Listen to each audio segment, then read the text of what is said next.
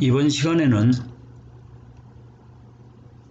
수원, 그러니까 워터 리소스와 이 물을 이용하기 위해서 물을 흘려보내는 또는 물을 가지고 오는 시설에 대해서 설명을 하도록 하겠습니다. 우선 물의 종류, 물의 근원의 종류와 수질 관리에 대해서 얘기를 하게 되면 가장 큰 물의 양을 포함하고 있는 것이 하천수이며, 또한 흘러가는 물을 가두어 놓은 그런 호소에 해당되는 이런 호소수, 이것이 이제 자연 호수와 다르게 인공 호수로 우리가 칭하게 됩니다. 우리나라에서 이제 자연 호수를 가지고 용수로 사용하는 그런 호수는 없습니다.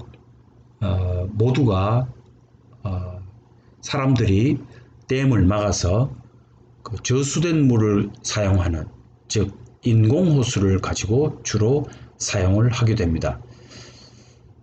그러면 이런 것들을 우리가 뭐라 그러냐면 지표수라고 그럽니다.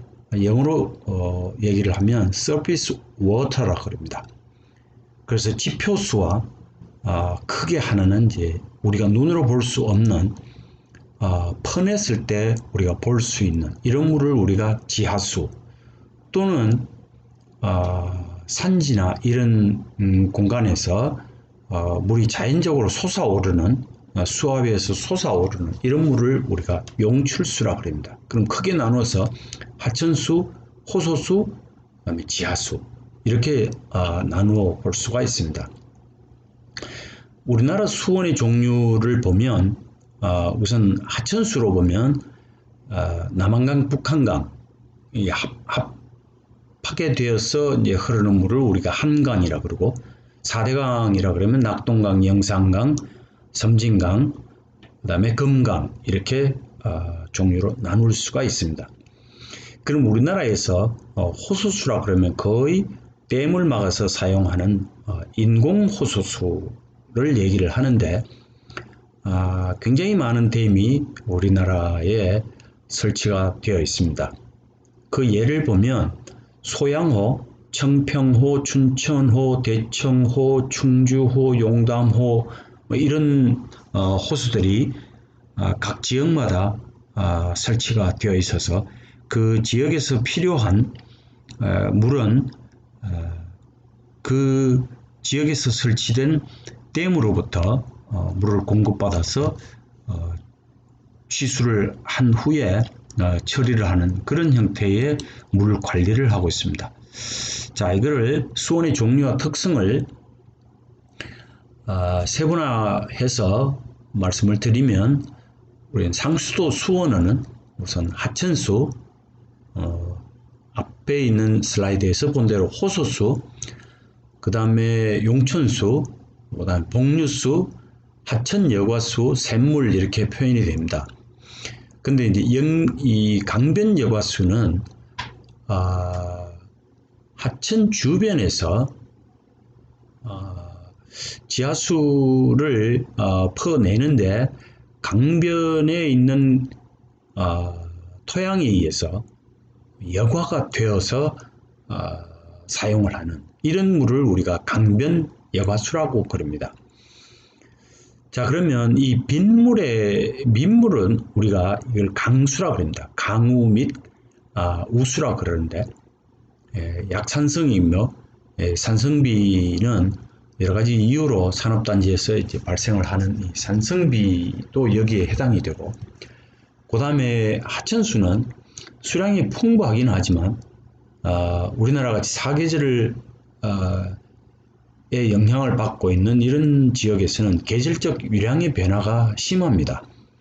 또한 계절적 유량의 변화가 심하기 때문에 비가 오지 않을 때에 지표면에 쌓여있는 각종 오염물질들이 비가 오면 쓸려 내려와서 하천 수지를 오염시키는 이런 문제를 가지고 있습니다. 그래서 하천수에 대해서 수질 관리를 하기 위한 주변의 환경 관리가 굉장히 중요한 문제로 대두가 되고 있습니다. 그럼 호소수도 마찬가지로 하천수의 영향을 받는데 호소수와 이제 저수지수 안정적인 수량을 확보를 할 수가 있지만 실제로 수질 유지도 가능은 하지만 계절적 변화에 영향을 받습니다. 특히 호소수와 저수지의 물은 주변에 있는 흐르는 하천의 수질에 영향을 많이 받고 수량에도 영향을 받는데 거기에 따라서 오염원에 의한 영양염류의 차단이 필요한 수단이 되고 있습니다. 그 다음에 금방 설명했던 강변 여과수하고 복류수가 있습니다. 그 하천 또는 호소 주변에서의 이 지하수를 우리가 복류수 또는 강변 여과수라고 그러고, 그다음 샘물은 농촌이나 이런데 섬마을에서 대개 30m 정도의 깊이에서 흐르는 물을 우리가 사용을 하게 되는데 이때의 물을 우리가 샘물이라고 표현을 하고, 용천수는 그야말로 바위 틈이나 석회암 사이로 솟아오르는 물을 우리가 용천수라고 그럽니다.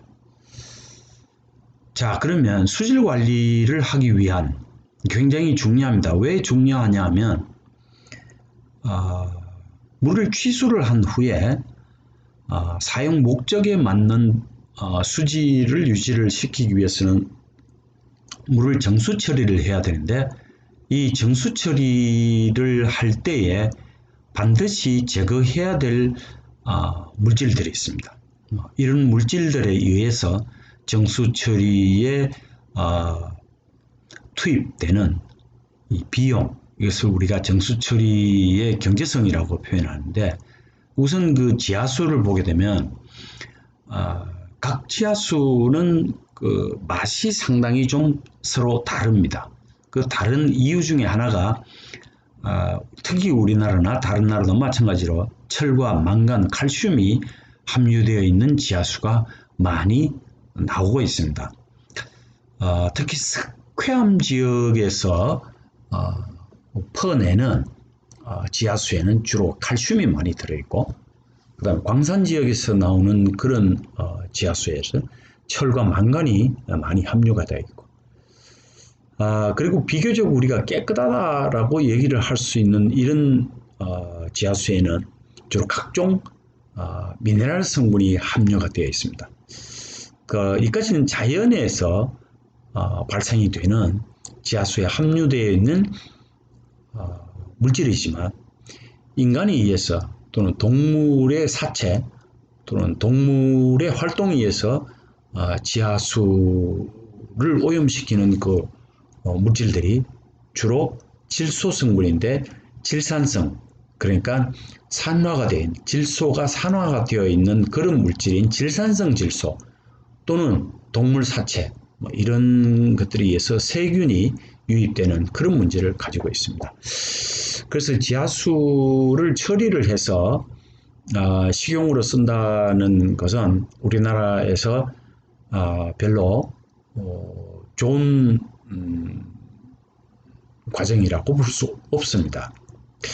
그러면 우리가 많이 사용하고 수량이 많아야 되는 것이 뭐냐면 하천수와 호소수입니다. 그럼 하천수에서는 주로 탁도, 그 다음에 오염물질, 그 다음에 알칼리도라는 표현이 됩니다. 알칼리도는 실제로 우리 여기에서 논의하기가 상당히 좀 어려운 내용입니다. 알칼리도의 변화를 주는 요인 중에 가장 큰 물질이 CO2입니다. 대기 속에 있는 이산화탄소가 물하고 만났을 때 H2CO3로 되면서 탄산이 생성이 됩니다.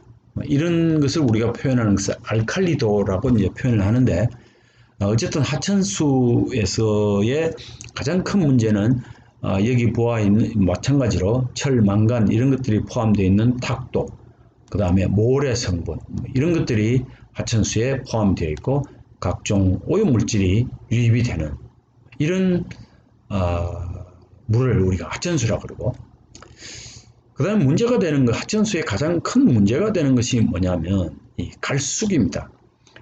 갈수기에 하천 주변에 살고 있는 주민에 의해서 발생을 하게 되고 그게 유입이 되는 것을 우리가 생활하수라고 합니다.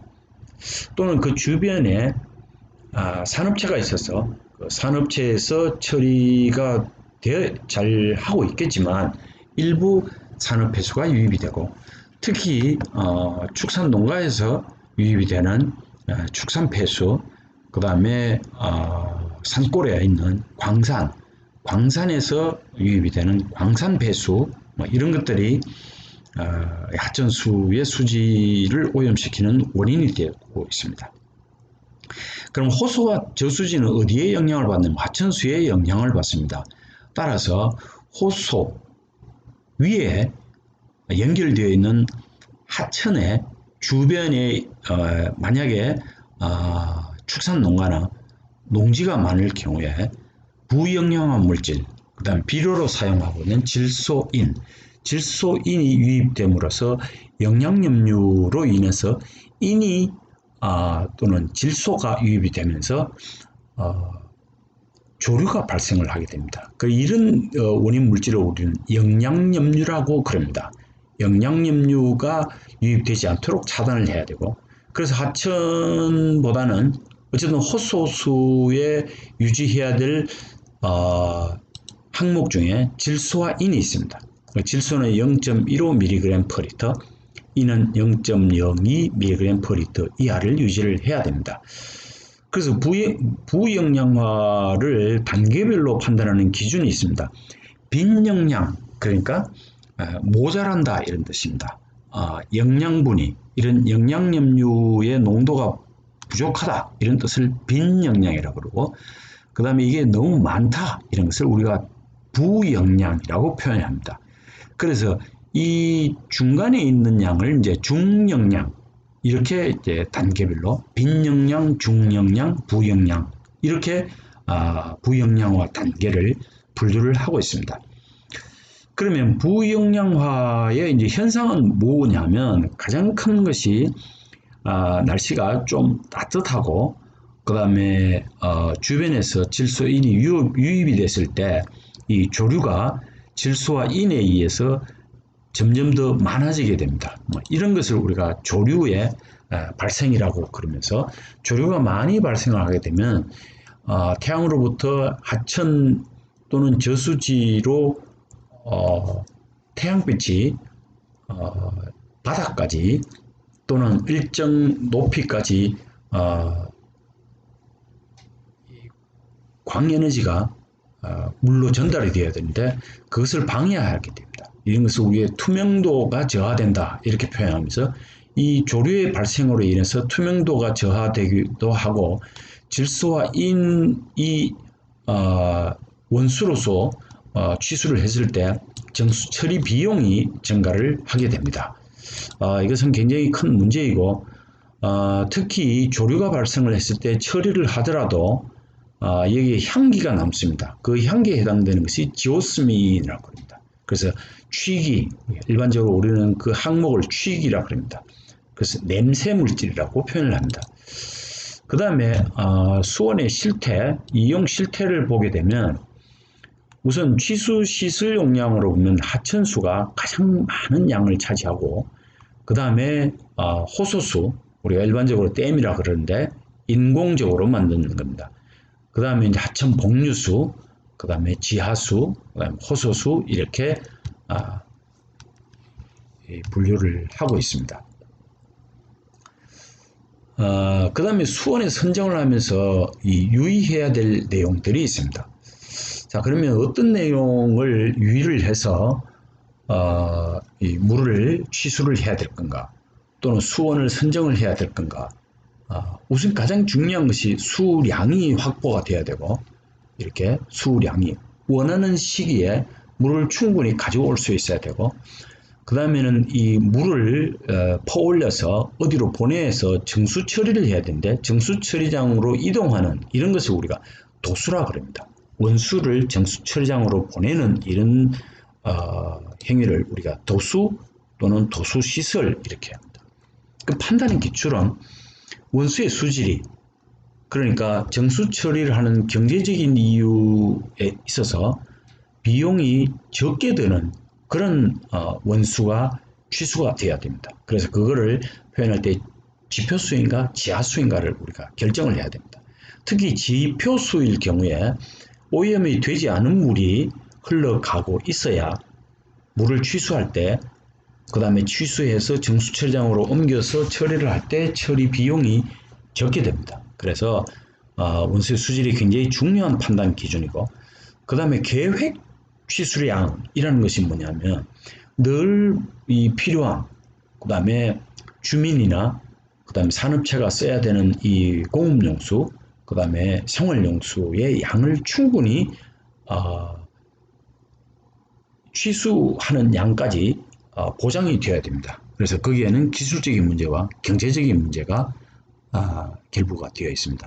그럼 수리권이라는 것은 뭐냐면 물을 이용하는 권한, 이런 뜻입니다. 물을 이용하는 권한.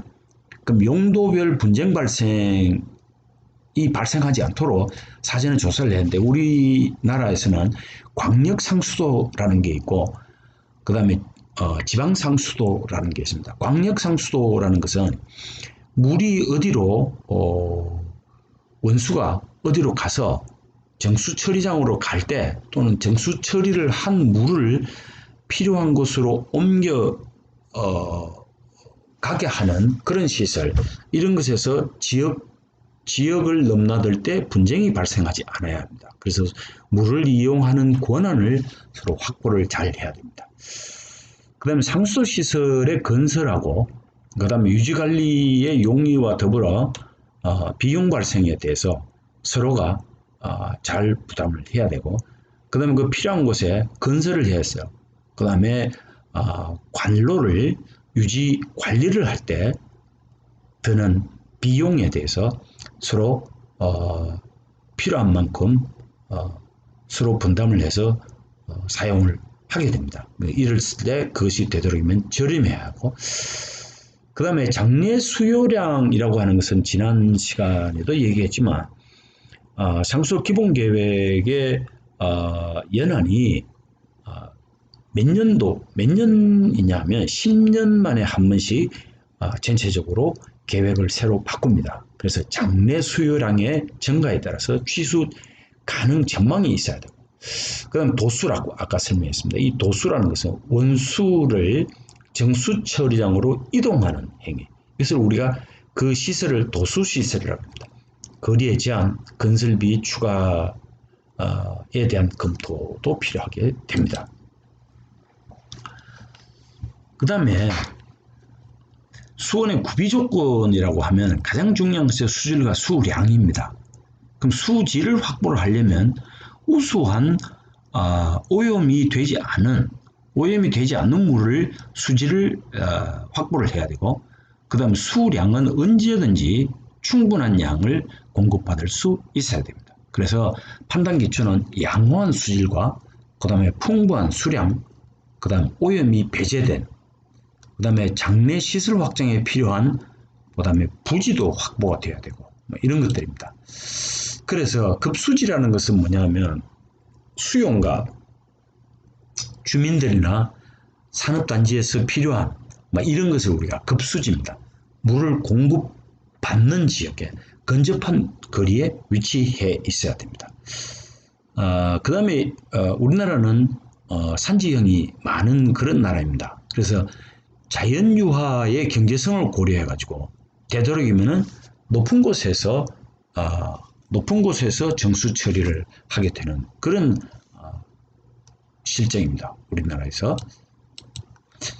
자, 그러면 수량에 대해서 이제 설명을 하도록 하겠습니다. 계획 취수량이라는 것은 뭐냐면 하루에 최대 급수량을 기준으로 합니다. 계획 취수량. 원수 도수시설, 원수를 정수처리장으로 보내는 시설을 도수시설이라고 그랬습니다. 이 도수시설에서의 누수가 생기면 안 됩니다. 특히 이제 이걸 우리가 뭐냐면 손실 수량이라고 그러는데 그거를 포함해서 계획 취수량을 결정을 합니다. 그럼 얼마를 취수를 해야 되느냐 하면 일일 기준이 뭐냐면 계획이란 단어보다는 일일 최대 급수량 대비 105 내지 110%의 정도를 채택을 하게 됩니다. 계획 취수량은 하루 최대 급수량 기준으로 105 내지 110% 정도를 계획 취수량이라고 그럽니다. 그러면 이 계획 취수량의 계측은 어떻게 하느냐? 그럼 일정한 우리가 필요한 양이 있을 텐데 그 양을 얼마를 하는데 그걸 어떻게 측정을 하느냐 이렇게 되어 있습니다. 그러면 계량의 방법은 물넘이식을 위어라 그럽니다. 이렇게 물이 넘어가지 못하도록 막아놓은 그런 상태. 그 다음에 일정한 높이가 보다 더 높아지면 물이 수위가 높아지면 넘어가도록 하는 이런 것을 위어식이라고 합니다. 물넘이식. 그 다음에 압력의 차이, 차압식. 그 다음에 전자식, 초음파식 뭐 이런 4가지 방법이 있습니다. 그럼 계측 장치에 해당되는 유량계는 어떤 유량계들이 있냐면 특성에 따른 유량계가 있습니다. 전자 유량계, 초음파 유량계, 터빈 유량계, 용적 유량계 이렇게 특성에 따라서 4가지가 분류가 되어 있습니다. 그럼 현재 실용화되어 있는 유량계는 어떤 것들이 있느냐 하면 벤츄리 유량계, 그 다음에 면적식 유량계, 위어식 유량계, 차압식 유량계 이렇게 4가지로 대별을 하고 있습니다. 그러면 우리나라 강수 현황과 이제 특성에서 알아보면 수원은 워터 리소스 있습니다. 그 상수도 물의 원료는 뭐냐면 충분한 수량이 있어야 되고 수질 유지가 필수적입니다. 그러면 물이 일단 저수지에 모여 있다고 했을 때 그러면 수온에 따라서 그럼 물을 이제 퍼올려야 되겠죠. 물을 퍼올리는 것을 우리가 취수탑이라고 그럽니다. 물을 퍼올릴 때 그 문이 열려 있어야 되는 거니까 또 필요 없을 때는 닫혀 있어야 되고 이런 것을 우리가 취수문이라고 그러고 그런 다음에 정수 처리장으로 보내야 되는 그 관을 뭐라 그러냐면 취수관거라 그럽니다. 거라는 얘기는 묻혀 있다 이런 뜻입니다. 관이 묻혀 있다 어디에 물 또는 댐 밑에 묻혀 있다 이런 겁니다. 그럼 거기에 모래나 자갈 이런 게 들어오면 안 됩니다. 그래서 그거를 막아주는 둑을 취수둑이라고 부릅니다. 그럼 일체를 뭐라 그러냐면 취수틀이라고 그럽니다. 이 용어에 대한 내용은 다음 슬라이드에서 보여주도록 하겠습니다. 그럼 정수처리장 또는 정수장은 뭐냐면 유입 원수를 정수하여 수요체에 공급하는 이런 처리 시설을 우리가 정수장, 정수처리장 이렇게 표현합니다. 그럼 강수 우리가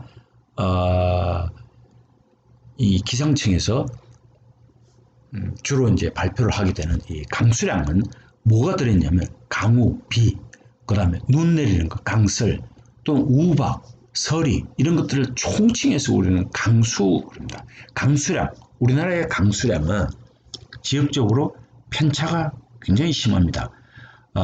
동서남북의 지형의 영향에 의해서도 그렇고 계절적인 편차는 우리나라 특징 또는 이제 사계절을 가진 나라들에서 계절적 편차가 큽니다. 여기 하나의 용어가 나옵니다. 그게 뭐냐면 하상계수입니다. 하상계수. 하상계수는 뭐를 얘기했냐면 어떤 지역에서 흐르는 하천수라든지 퍼올리는 양이든지 그래서 최대 유량을 최소 유량을 나누는 값을 우리가 하상계수라고 그럽니다. 그러면 하천에서 최소로 흐르는 양 이걸 우리가 최소 유량이라고 그러고 최대로 흐르는 양 결국은 홍수시에 흐르는 양 이런 것을 우리가 최대 유량이라고 그럽니다. 특히 이제 한강을 본다면 최대 유량을 그러니까 홍수시에 흐르는 물이 가장 적게 흐르는 물 최수유랑을 나누게 되면 한강은 580, 그 다음에 낙동강은 360, 그 다음에 금강은 540, 영산강은 330입니다. 그럼 이 괄호 안에 들어있는 이 숫자는 무엇이냐 하면 이것을 되도록이면 수치를 낮추는 방법을 도입을 했을 때 580에서 170, 그러니까 결국은 최대 유량보다 최소 유량의 유량이 점점 더 커져서 이 값이 달라지는 것을 나타냅니다. 이런 것을 우리가 하상계수라고 합니다. 그럼 다른 나라하고 비교를 하게 되면 프랑스의 세느강 같은 경우는 항상 물이 이렇게 하천에, 세느강 하천에 흐르는 것을 우리가 많이 볼 수 있습니다. 특히 독일 라인강 같은 경우는 배가 잘 다닐 수 있는, 그러니까 하상계수가 굉장히 100 이하로 낮습니다. 그래서 이런 나라들에서는 배를 가지고 일본의 대정청 같은 경우 110. 그래서 우리나라에서의 하천의 유지 유량을 확보를 할 수 있는 방법은 다목적 댐 건설이 실제로 많이 필요한 실정입니다. 자, 그러면 그 시설에 대해서 알아보도록 하겠습니다. 취수탑이라는 것은 여기 보이다시피 이거 인공호수입니다. 이 인공호수에 이런 큰 타워가 하나 있습니다. 그럼 결국은 이 밑에 이 수표면 밑에 물을 퍼올리는 시설들이 안에 이제 들어 있습니다. 이런 것을 우리가 취수탑이라고 합니다.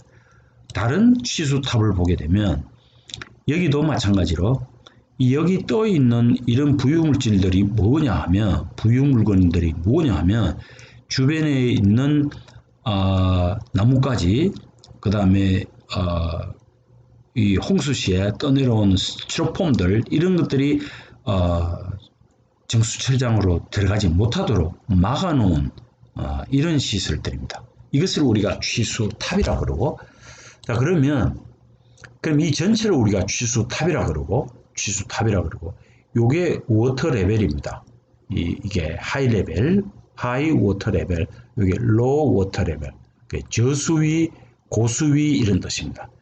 자, 그러면 이 탑 안에 들어있는 시설이 뭐가 있냐면 도수관, 그러니까 원수를 정수처리장으로 보낸 그 관 이름이 도수관이라고 합니다. 그러면 이 취수탑에 들어있는 이 시설 중에 취수탑 안에 있는 것이 도수관과 게이트 문, 취수문, 그 다음에 스크린가 얘기한 대로 이 스크린에는 주로 스티로폼이나 강우시에 떠내려온 스티로폼, 나뭇가지 이런 것들이 도수관으로 흘러서 정수처리장으로 들어가게 되면 정수처리 비용이 올라가게 됩니다. 수질도 나빠지게 되고. 그래서 이 스크린을 여기에다가 하나 설치를 해 놓습니다. 그 다음에 이제 취수문을 보게 되면 이게 하이 레벨이고 이게 취수탑입니다. 이게 취수탑, 여기 보인다. 이런 취수탑입니다. 그럼 이게 뭐냐면 도수관입니다. 여기에. 그러면 여기에 도수문이 달려 있고 여기에 또는 이제 스크린이 달려 있습니다. 그래서 여기에 물이 지나갈 때 여기에 빨려 들어가서 모래나 자갈들이 빨려 들어가는 것을 막기 위해서 여기에 스크린을 하나 설치합니다. 그래서 취수탑, 이런 취수문 이렇게 됩니다. 전체를 취수탑 이렇게 표현을 합니다. 자, 그러면 그 다음에 있는 시설은 어떤 시설이냐 하면 취수관입니다. 취수관. 취수관이라는 것은 실제로 위에서 보듯이 이게 실제로 도수관인데 도수관하고 취수관은 다릅니다. 도수관은 취수탑 안에 있는 정수처리장으로 보내기 위한 관, 이거를 우리가 도수관이라고 그러고, 이거는 하천 또는 저수지에 또는 호수수의 표면하고 상당히 관계됩니다. 이런 것은 물을 퍼올리는 것이 아니라 그 높낮이에 따라서 물이 흘러가도록 하는 겁니다. 그래서 취수관이라고 합니다. 도수관이 아닙니다. 취수관. 그 다음 취수 틀이라고 하는 게 있답니다. 취수 틀이라는 것은 전체를 얘기합니다. 전체를 얘기하는데 이 전체를 얘기할 때 여기에 취수관이 있습니다. 이게 도수관입니다. 이건 취수관이고 이건 도수관입니다. 그래서 여기에 스크린이 달려 있고 더 이상 오염물질이 정수 처리장으로 유입이 되지 않도록 하는 뭐 그런 구조물 전체를 우리가 취수 틀이라고 그럽니다.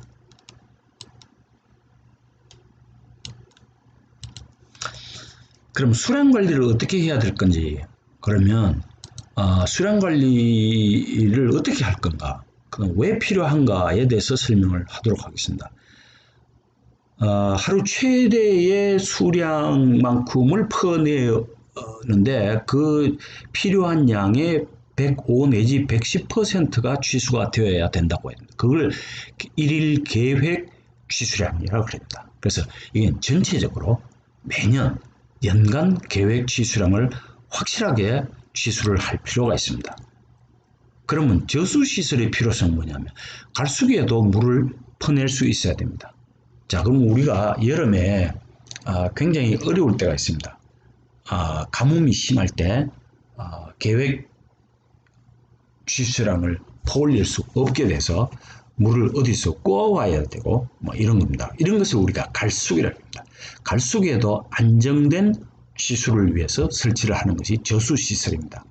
그럼 이 저수시설은 풍수시에 풍부한 물이 있을 때의 저류, 그 다음에 강수량 변동 시에도 안정적으로 취수를 위한 이런 것을 우리가 결국은 저수지의 필요성, 저수지의 필요성, 그럼 뭐 때문에 해야 되는지, 여기에 대해서 필요성과 저수시설은 뭘 위해서 하는 건가, 이런 거. 그럼 설치 장소는 뭐냐?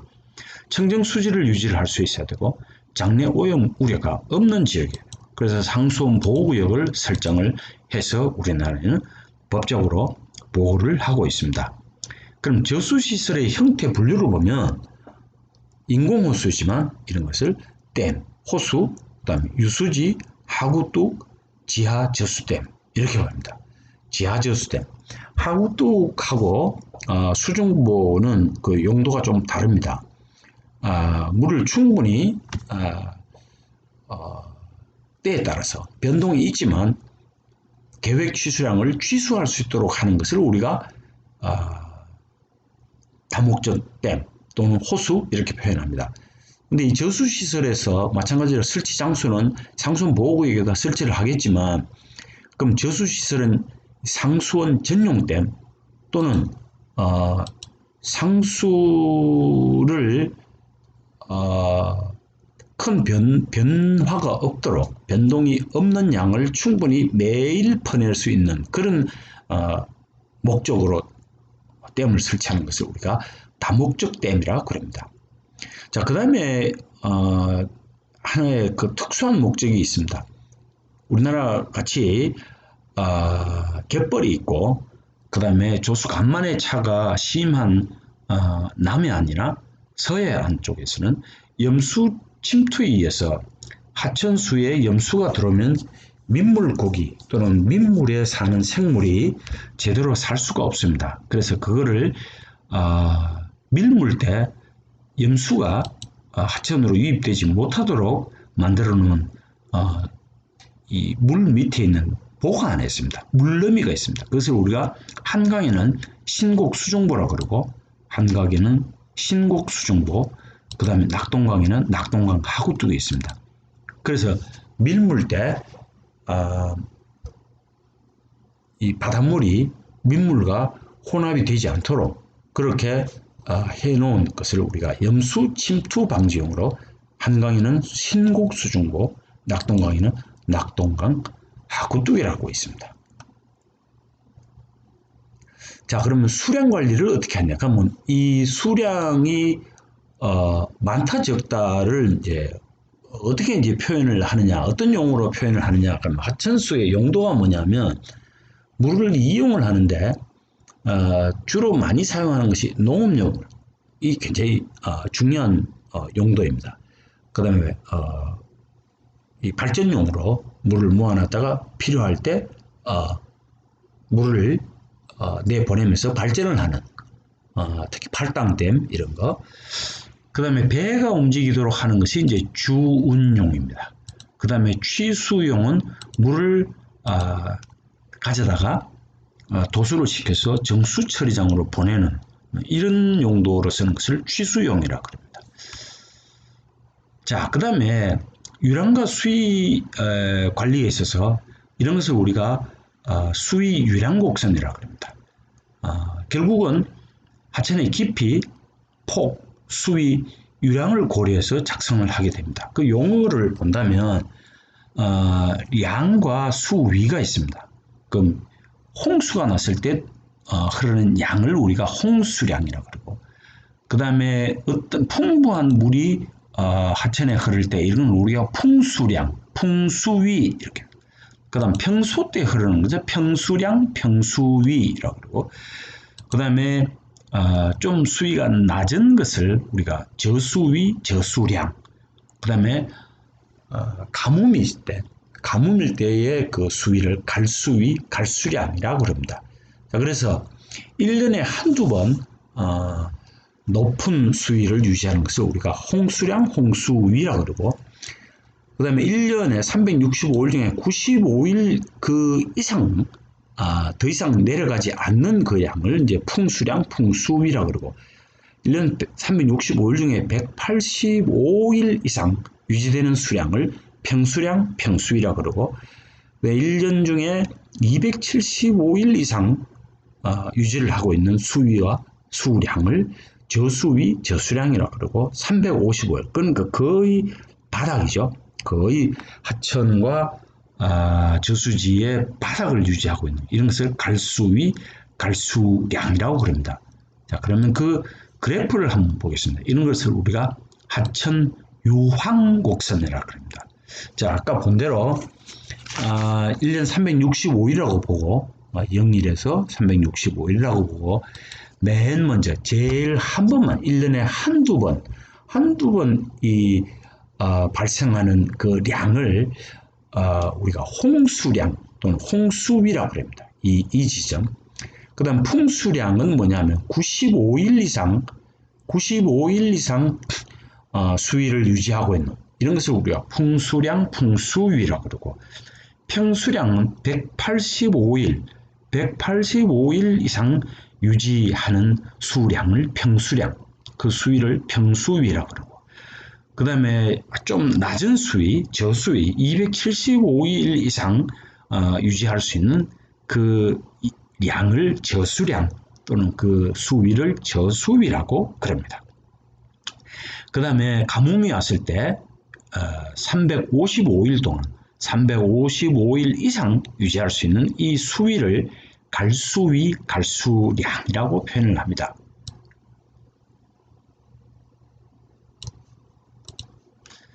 자, 그러면 다시 하천수 용도는 취수용, 주운용, 발전용, 농업용 이렇게 되어 있습니다.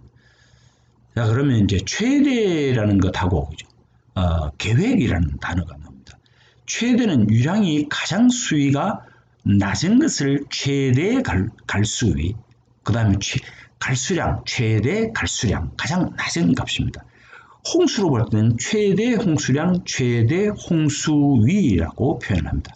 계획 취수량의 안전한 취수에 굉장히 중요한 겁니다. 그 다음에 기준 갈수량, 기준 갈수위는 과거 10년간 각 연도별 최소의 것과 그 수위를 말하는 것을 기준 갈수위. 결국은 가뭄일 때 이 수위를 얘기를 하는 겁니다. 그 다음에 계획 고수량, 계획 고수위.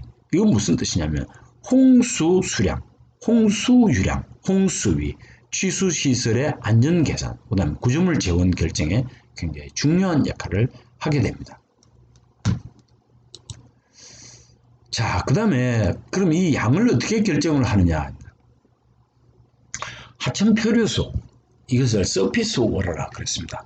하천 표류수, 흘러가는 상류와 하류의 기득권의 문제. 이건 우리나라에서는 큰 문제가 되어 있지 않습니다. 만약에 하천에 흐르는 것이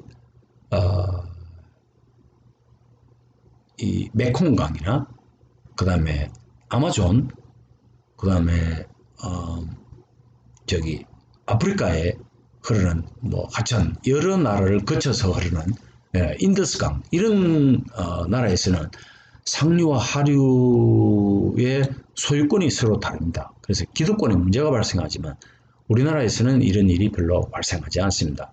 수량 사용에 따른 권리 책임을 이제 공방을 하겠지만 이런 것을 우리가 수리권, 물을 이용하는 권한 이런 뜻입니다. 특별히 우리나라에서 이런 문제가 발생하지 않습니다. 그럼 표류수 유량 측정은 아까 설명한 대로 유량 측정하는 기기들이 있습니다. 그럼 어떻게 계산을 하느냐면 하천 단면, 이것을 유수, 물이 흐르는 단면 이런 뜻입니다. 유수 단면, 단면은 면적이니까 제곱미터겠죠. 제곱미터. 유속은 초당 흐르는 유속 미터입니다. 그래서 이 두 개를 곱하면 양이 됩니다. 큐빅미터 퍼 세컨드입니다. 그래서 유량은 하천 표류수의 유량은 큐빅미터 퍼 세크로 표현을 합니다. 모든 기기의 표현이 큐빅미터 퍼 세크로 표시를 하게 되어 있습니다.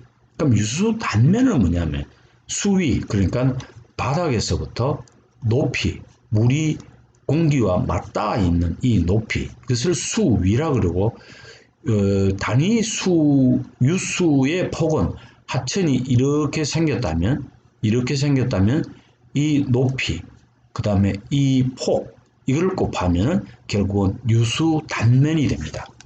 그럼 유속 측정은 아까 본 대로 여러 가지 형태의 유속에 의해서 측정을 하게 됩니다. 자, 그래서 유속은 여기다 곱하면 되고 유수 단면을 여기서 계산을 하면 되고. 자, 그러면 수계별 하천 표류수의 수량 관리를 누가 하느냐 이런 뜻입니다. 그럼 수계를 보면 우리나라는 이제 4대강이 유효했습니다.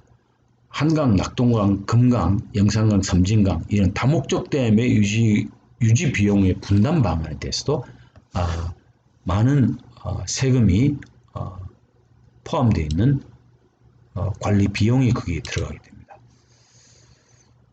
자, 그 다음에 이제 저수지, 레저보 워터라고 합니다.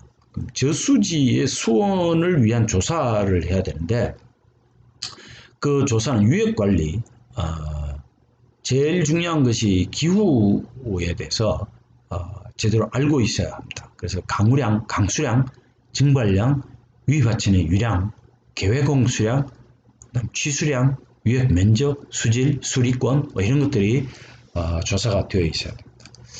저수지 수원을 위한 갈수년은 통상 10년 빈도로 이건 뭐하고 관계가 있냐면 상수도 기본계획에 하수도 기본계획이 늘 10년마다 한 번 결정을 합니다. 그래서 통상 10년 빈도라고 합니다. 10년 만에 한 번 발생하는 이것을 10년 빈도라고 합니다. 이것의 갈수년을 표준으로 하게 됩니다. 그럼 저수지의 유효 저수량을 어떻게 결정을 하느냐? 유효 저수량은 기준 갈수년의 유황을 참고를 합니다. 갈수년 유황을 참고를 합니다. 그럼 가장 바닥에 있는 유량을 또는 수위를 결정을 하겠죠. 하천 유량과 계획 취수량과의 차를 누적시켜서 구하게 됩니다. 이 내용은 이제 그림을 보면서 다음 슬라이드에서 설명을 하도록 하겠습니다. 그 다음에 계획 취수량 결정을 어떻게 하느냐 하면 취수량 이외에 하천 유지용수, 그 다음에 여러 가지 용도가 있죠. 농업용, 그 다음에 주운용, 뭐 이런 주변에서 퍼내는 양, 뭐 이런 거. 그 다음 수리권, 수량, 뭐 이런 것도 참여를 하게 되죠. 그럼 상수도 전용댐은 어떻게 하냐면 일일 최대 급수량의 150 내지 200일분의 저수 용량이 있습니다. 그래서 상수도 전용댐은 기준이 하나밖에 없습니다. 하루 최대 급수량의 150일 내지 200일분의 저수 용량을 가져야 됩니다. 그래야 항상 물을 정수체장으로 보내서 필요한 사람한테 수용가한테 물을 보낼 수 있게 됩니다. 자, 그러면 저수지의 유효 저수량을 어떻게 결정을 하느냐? 하나는 유량 도표에 의한 방법이 있고, 두 번째는 유량 누가 곡선 도표가 있습니다.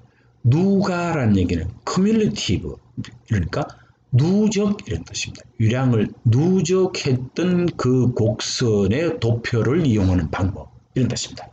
자, 거기에 대해서 우선 유량 도표에 의한 방법을 설명을 하도록 하겠습니다. 우선 이 그림을 보면 어떤 일정한 기간에 있습니다. 여기는 월 또는 순 이렇게 되어 있지만 어떤 일정한 기간, 50일도 좋고 60일도 좋고 반년에 해당되는 180일 또는 365일 다 볼 수 있습니다. 그러면 여기에 뭐 30일일 수도 있고 뭐 60일일 수도 있고 그렇습니다. 그럼 이 곡선은 뭐냐면 하천 유량입니다.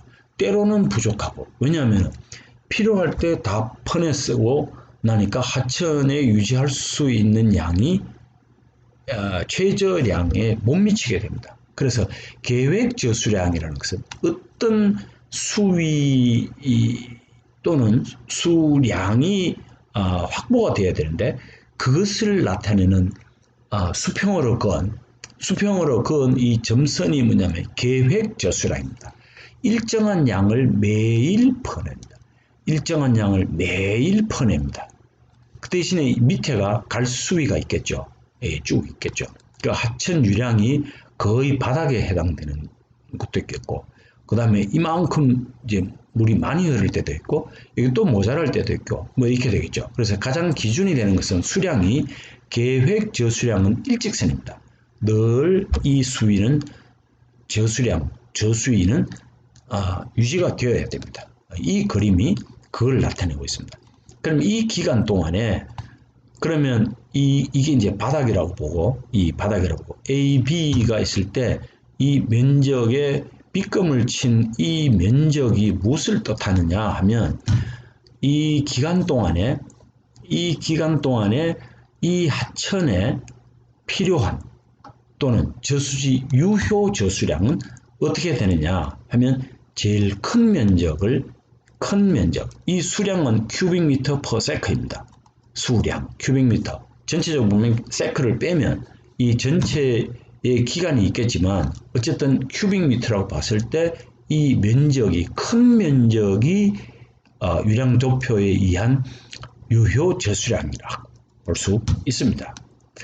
그러면 두 번째는 누적 곡선에 의한, 누적 곡선은 무슨 뜻이냐면 이거는 어떤 기간 동안에 계속 똑같은 양을 퍼냈을 때 유입되는, 비가 오고 유입되고 한 그 물이 유량을 유지를 하게 됐을 때 그 수위에 따른 유량을 이 Y축으로 그림을 그렸을 때 나타내는 것을 유량 도표법이 있고, 이거는 뭐냐면 누적 곡선입니다. 그럼 이게 매일 퍼냅니다.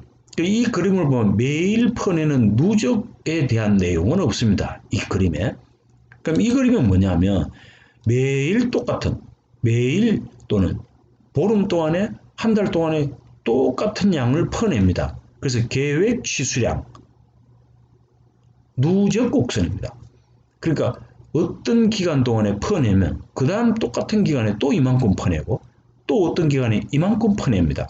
그럼 계속 똑같은 양, 그러니까 y = ax에 해당되는 a, 기울기에 해당되는 양만큼을 매일 퍼냅니다.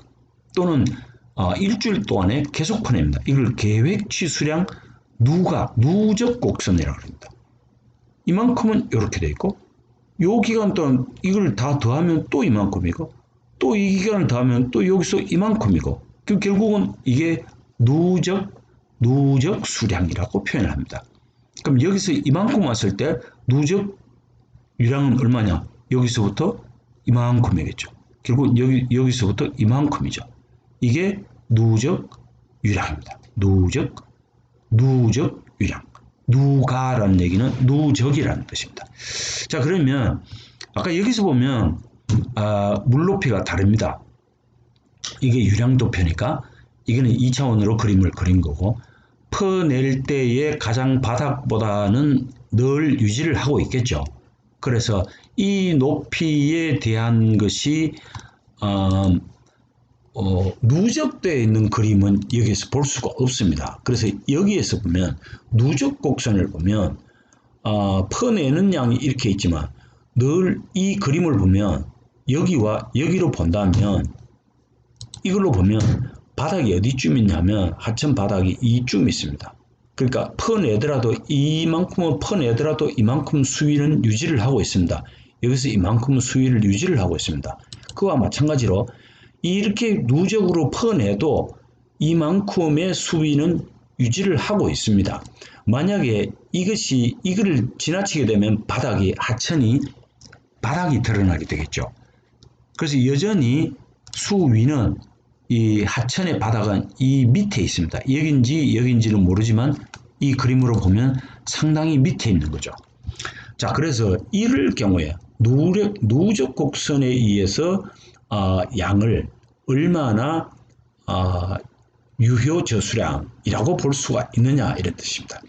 이와 마찬가지로 지금 여기에서 이만큼 올라갔다가 이만큼이 이 바닥에 가까워지고 또 비가 와가지고 이 여름에 비가 와가지고 많아졌다가 또 이제 가을에 많이 줄어들었다가 이렇게 됩니다.